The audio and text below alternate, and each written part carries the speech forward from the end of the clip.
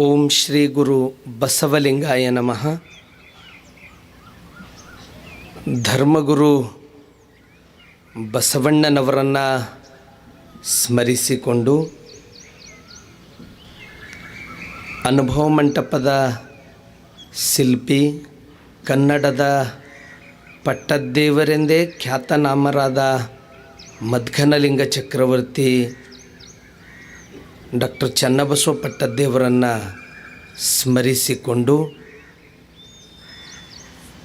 ಎನ್ನ ಅಂತರಂಗದ ಶಕ್ತಿ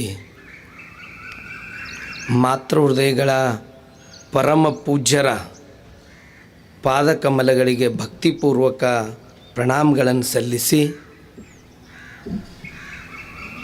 ಹಾಗೂ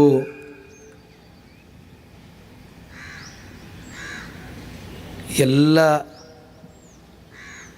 ಪೂಜ್ಯರಿಗೂ ಸನ್ಯಾಸಿಗಳಿಗೆ ಸದಾ ಯಾವಾಗಲೂ ಜ್ಞಾನದ ಮಾರ್ಗವನ್ನು ನಮ್ಮೆಲ್ಲರಿಗೂ ಒಂದು ಸ್ಫೂರ್ತಿ ಅಂತಂದರೆ ಜ್ಞಾನಯೋಗಿ ಸಿದ್ದೇಶ್ವರ ಅಪ್ಪಗಳವರನ್ನು ಸ್ಮರಿಸಿ ಹಾಗೂ ಎಲ್ಲರ ಅಂತರಂಗದ ತಟ್ಟೆಗೆ ಜ್ಞಾನದ ಅಮೃತವನ್ನು ಉಣಬಡಿಸ್ತಕ್ಕಂಥ ಅಮೃತಾನಂದ ಮಹಾಸ್ವಾಮಿಗಳವರ ಶ್ರೀಚರಣಕ್ಕೂ ಹಾಗೂ ಎಲ್ಲ ಪರಮ ಪೂಜ್ಯರ ಪಾದಕಮಲಗಳಿಗೂ ತಮ್ಮೆಲ್ಲರಿಗೂ ನನ್ನ ಭಕ್ತಿಪೂರ್ವಕ ಶರಣು ಶರಣಾರ್ಥಿ.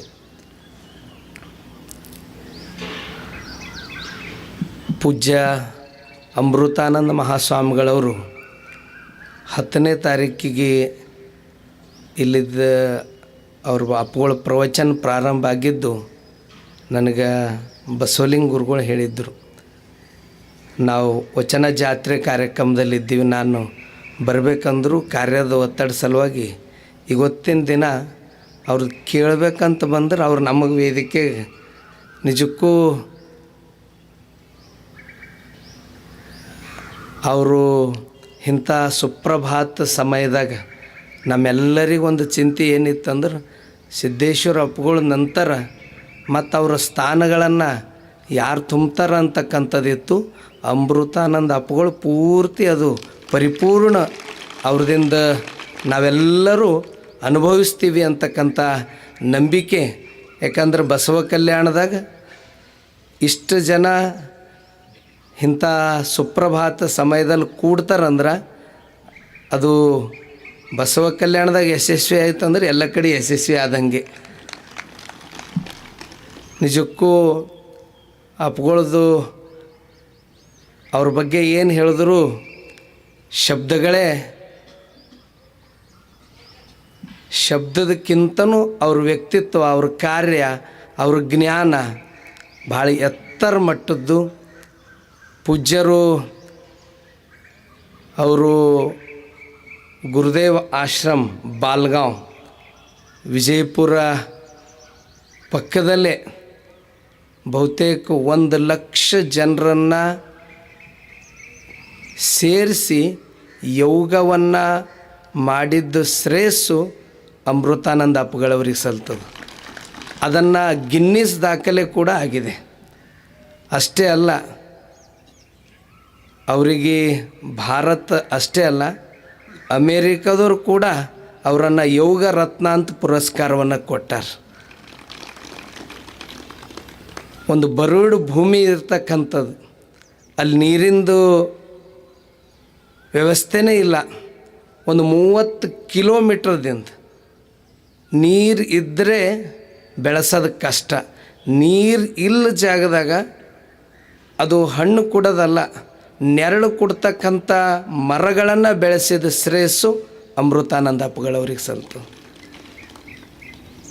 ಒಂದು ಗೋಮಾತಾ ಗೋಶಾಲೆ 200 ಆಕಳನ್ನು ಸಂರಕ್ಷಣೆ ಮಾಡೋದು, ಪಾಲನೆ ಪೋಷಣೆ ಮಾಡ್ತಕ್ಕಂಥ ಬಹುತೇಕ ಅಂಥ ಒಂದು ಬರುಡು ಭೂಮಿಯಲ್ಲಿ ನಂದನ ಮಾಡಿ ಇಡೀ ನಾಡು ದೇಶನೇ ನೋಡಂಗೆ ಆ ಬಾಲ್ಗಾಂವ್ ಗುರುದೇವ ಆಶ್ರಮ ಪೂಜ್ಯರು ಮಾಡಿದ್ದಾರೆ. ಅಂಥ ಪೂಜ್ಯರ ಒಂದು ನಮ್ಮ ಬಸವ ಕಲ್ಯಾಣಕ್ಕೆ ಅವ್ರ ಪ್ರವಚನಕ್ಕೆ ಒಪ್ಕೊಂಡಿದ್ದೆ ನಮ್ಮೆಲ್ಲರ ಸೌಭಾಗ್ಯ ಇದೆ. ಅವರು ನಾವು ಭಾಳ ಅವರು ಸನ್ಯಾಸಿಗಳ ಆಗಿದಾಗಿನ ಹಿಡಿದು ಅಪ್ಪಗಳ ಜೊತೆ ಹೋದಾಗ ದರ್ಶನ ತೊಗೊಂಬೋದು, ಅವ್ರ ಜೊತೆ ಒಡನಾಟ. ನಮಗೂ ಹೇಳ್ತಿದ್ದರು, ನೀವು ಸ್ವಾಮಿಗಳಾಗಬೇಕಂತಕ್ಕಂಥ ಮಾತು ಹೇಳ್ತಿದ್ದರು.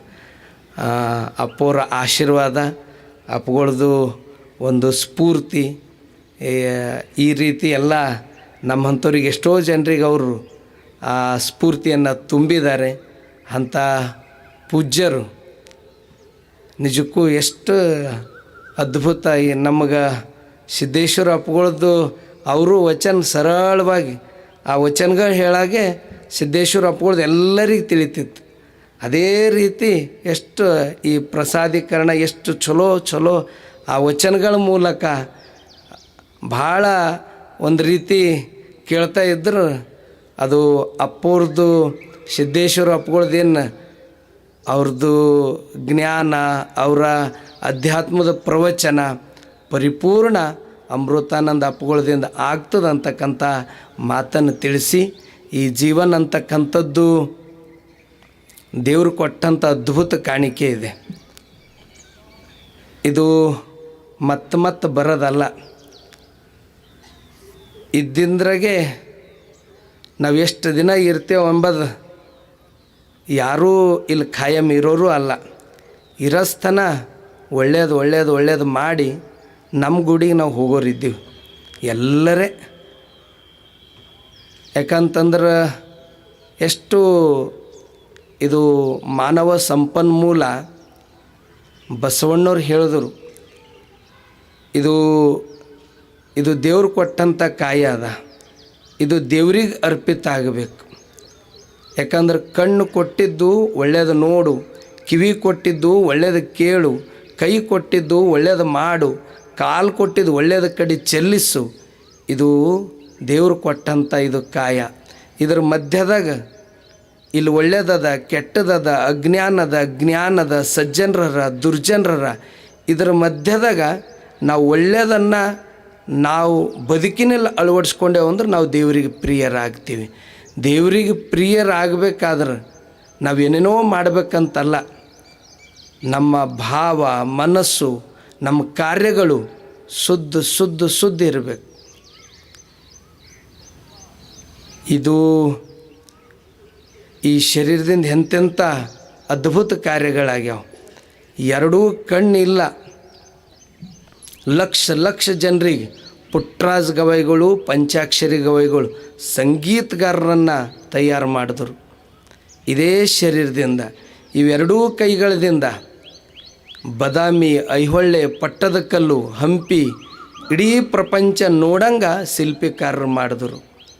ಒಬ್ಬ ತಾಯಿಗೆ ಮಕ್ಕಳು ಇಲ್ಲ ಅಂತ ತಿಳ್ಕೊಂಡು ಎಲ್ಲೆಲ್ಲೋ ಏನೇನೋ ಚುಚ್ಚು ಮಾತಾಡ್ತಿದ್ದರು. ನೀ ಬಂಜಿ ಇದ್ದಿ, ನೀ ಇಂಥ ಕಾರ್ಯದಾಗ ಬರಬಾರ್ದು. ಆ ತಾಯಿ ಅಂದಳು, ದೇವ್ರು ಕೊಟ್ಟಂಥ ಇದು ಶರೀರದ, ಇದ್ರದಿಂದ ಎಷ್ಟು ಚಲೋ ಮಾಡ್ಬೋದು, ಮಕ್ಕಳಿಲ್ಲ ಅಂತ ನಂಗೆ ಚುಚ್ಚು ಮಾತಾಡ್ತಿರಂತಿ. ಆ ತಾಯಿ ಹೈವೇ ಮ್ಯಾಗ ಮರಗಳನ್ನು ನೆಟ್ಟಿಸ್ದಳು. ಒಂದು 10 ವರ್ಷದ ನಂತರ ಎಲ್ಲರನ್ನ ಆಹ್ವಾನ ಮಾಡಿದಳು. ನಾನು ನಿಜವಾದ ಮಕ್ಕಳು ತೋರಿಸ್ತೀನಿ ಬರ್ರಂತ ಆಹ್ವಾನ ಮಾಡಿದಳು. ಆವಾಗ ಹೈವೇ ಮ್ಯಾಗ ಸಾಲಾಗಿ ನಡೆಸಿರ್ತಕ್ಕಂಥ ಸಾಲು ಮರ ತಿಮ್ಮಕ್ಕೆ ಹೇಳ್ತಾಳೆ, ಇವೆಲ್ಲ ನನ್ನ ಮಕ್ಕಳು ನೋಡ್ರಿ ಅಂತಂತ ಹೇಳಿದಳು. ಅಂದ್ರೆ ಈ ಶರೀರ ಒಳ್ಳೆಯದ ಕಡೆ ನಾವು ಬಳಸ್ದೇವು ಅಂದ್ರೆ ಹೆಂಗೆ ಆಗ್ತದ. ಈ ಕೋವಿಡ್ ಲಾಕ್ಡೌನ್ ಆಯ್ತು. ಆ ಸಂದರ್ಭದಾಗ ಗುಡಿ, ಗುಂಡಾರ, ಮಂದಿರ ಯಾರೂ ಬಂದು ಏನೂ ರಕ್ಷಣೆ ಮಾಡಲಿಲ್ಲ. ನಮಗೊಂದು ಭಕ್ತಿ ಅದ, ಅದು ಒಂದು ಯಾವುದೋ ಒಂದು ಭಕ್ತಿಯಿಂದ ನಡ್ಕೋತೀವಿ. ಆದ್ರೆ ಮತ್ತೆ ಆ ವ್ಯಾಕ್ಸಿನ್ ಕಂಡು ಹಿಡಿದು ಜನರ ಆರೋಗ್ಯ ಗುಣಮುಖ ಮಾಡಿದ್ದು ಮಾನವ ಸಂಪನ್ಮೂಲನೇ. ಅದರ ಸಲಕ್ಕೆ ಬಸವಣ್ಣವ್ರು ಹೇಳಿದ್ರು, ದೇಹವೇ ದೇಗುಲ ಅಂತ ಕರೆದ್ರು. ನಿಜವಾದ ದೇಗುಲ ಯಾವುದು? ಇದು ಚಲೋ ಇದ್ದರೆ ಎಲ್ಲ ಚಲೋ. ಈಗ ಭಾಳ ಜನ ನಾವು ತಿಳ್ಕೊತೇವೆ, ಕಾರಿಗೆ ಭಾಳ ಜನ ನೋಡ್ತೇವೆ.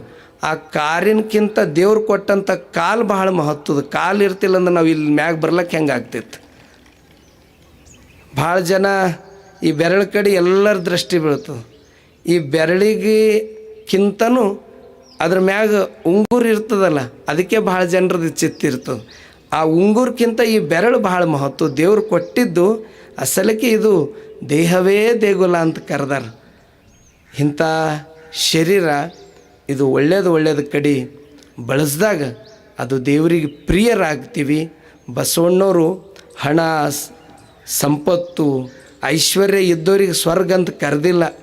ಸ್ವರ್ಗ ಅಂತ ಕರೆದಿದ್ದು ಯಾರಿಗೆ? ಯಾರ ಬಲ್ ನಡೆ ನುಡಿ ಶುದ್ಧ ಅದನೋ ಅವ್ರಿಗೇನಂದ್ರು ಆಚಾರವೇ ಸ್ವರ್ಗ ಅಂತ ಕರೆದರು.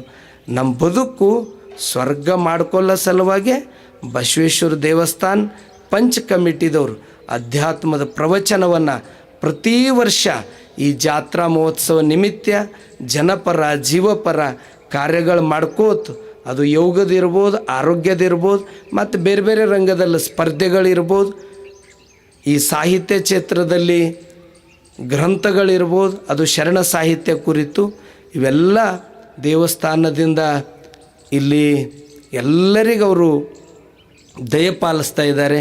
ವಿಶೇಷವಾಗಿ ಬಸವಣ್ಣವ್ರ ಸಿದ್ಧಾಂತ ಅವ್ರ ಬದುಕಿನ ತುಂಬ ಎಲ್ಲಕ್ಕಿಂತ ಚಲೋ ಜ್ಞಾನ ಯೋಗಿ ಸಿದ್ದೇಶ್ವರ ಅಪ್ಪಗಳು ಹೇಳೋದು ಮಸ್ತ್ ಉಣ್ರಿ ಮಸ್ತ್ ಇರ್ರಿ ಅಂತಿದ್ರು. ಅಂದ್ರೆ ಅದು ಜೀವನ ತುಂಬ ಬಸವಣ್ಣವ್ರು ಮಾಡಿದ ದಾಸೋಹನೇ. ಆ ದಾಸೋಹ ಪರಂಪರೆಯನ್ನು ಬಸವೇಶ್ವರ ದೇವಸ್ಥಾನ ಪಂಚ ಕಮಿಟಿ ಎಲ್ಲ ಪದಾಧಿಕಾರಿಗಳು ಸೇರಿ ಭಾಳ ಒಳ್ಳೆ ರೀತಿಯಿಂದ ಮಾಡ್ತಾ ಇದ್ದಾರೆ. ಅವರಿಗೆ ಚಪ್ಪಾಳೆ ತಟ್ಟಿ ಅಭಿನಂದನೆಯನ್ನು ಸಲ್ಲಿಸಬೇಕು. ಇಂಥ ಪೂಜ್ಯರು ನಮಗೆ ಸಿಗಲಿಕ್ಕೆ, ಇಲ್ಲಿ ಬರಲಿಕ್ಕೆ ಅದಕ್ಕೆಲ್ಲ ದೇವಸ್ಥಾನ ಪಂಚ ಕಮಿಟಿದವರೇ ಅದಕ್ಕೆಲ್ಲ ಕಾರಣೀಕರ್ತರು. ಇನ್ನೂ ಹೆಚ್ಚೆಚ್ಚು ಈ ದೇವಸ್ಥಾನದಿಂದ ಏನು ಅಮೃತ ಮಹೋತ್ಸವ ನಿಮಿತ್ತ ಅಮೃತಾನಂದ ಗುರುಗಳವ್ರಿಗೆ ತಂದಿದ್ದೇ ನಮಗೆಲ್ಲರಿಗೆ ಅದು ಆನಂದ, ಅದು ಒಂದು ಸಂತೋಷ ಅಂತಕ್ಕಂಥ ಮಾತನ್ನು ತಿಳಿಸಿ, ಜೀವನದಲ್ಲಿ ಹಣ, ಸಂಪತ್ತು, ಐಶ್ವರ್ಯ ಅದು ಬೇಡಂತಲ್ಲ, ಅದು ಇರದೇ ಇರಲಿ. ಅದ್ರ ಜೀವನದಾಗ ಅತ್ಯಂತ ಮೌಲ್ಯ ಯಾವುದು ಅಂತಂದ್ರೆ ಶಾಂತಿ, ಸಮಾಧಾನ, ಆನಂದ. ಯಾರ ಮನೆಯಾಗ ಇವು ಇರ್ತಾವೋ ಅವ್ರ ಮನೆ ಅದು ಒಂದು ರೀತಿ ಬೆಳಕಿನ ಸಮಾನ. ಅದು ಎಲ್ಲ ರೀತಿಯಿಂದ ಒಂದು ಮಾದರಿ ಆಗ್ತದೆ. ಅಂಥ ಮನಗಳ ಆಗಬೇಕಂತೆ ಈ ಅಧ್ಯಾತ್ಮ ಪ್ರವಚನ.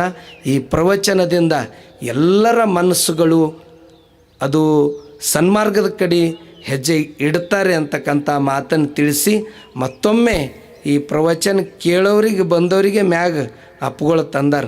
ಇದೇ ತಾಯಿಯ ಹೃದಯ ಅಮೃತಾನಂದ ಅಪ್ಪುಗಳದು ಅಂತಕ್ಕಂಥ ಮಾತನ್ನು ತಿಳಿಸಿ, ಎಲ್ಲ ಪರಮ ಪೂಜ್ಯ ಮಹಾಲಿಂಗ ಮಹಾಸ್ವಾಮಿಗಳವರು ಅವರು ನಿನ್ನೆ ಬೀದರ್ದಲ್ಲಿ ರಾತ್ರಿ 12 ಗಂಟೆ ಕಾರ್ಯಕ್ರಮ ಮುಗಿಸ್ಕೊಂಡು ಬಂದರು. ನಾನಂದೆ ಮತ್ತು ಹಿಂಗೆ ಅಮೃತಾನಂದ ಅಪ್ಪುಗಳು ಅವ್ರ ನಸ್ಕಿನಾಗೆ 4 ಗಂಟೆಗೆ ಎದ್ದು, ಯಾಕಂದ್ರೆ ನಮ್ಮ ಎಲ್ಲರಿಗೊಂದು ತವ್ರ ಮನೆ ನಾವೇನು ಕುಂತೀವಿ ಎಲ್ಲ ಅಪ್ಪುಗಳಿಗೆ ಒಂದು ತವ್ರ ಮನೆ ಏನಾದರೂ ಇದ್ದರೆ ಅದು ಜ್ಞಾನ ಯೋಗ ಆಶ್ರಮ.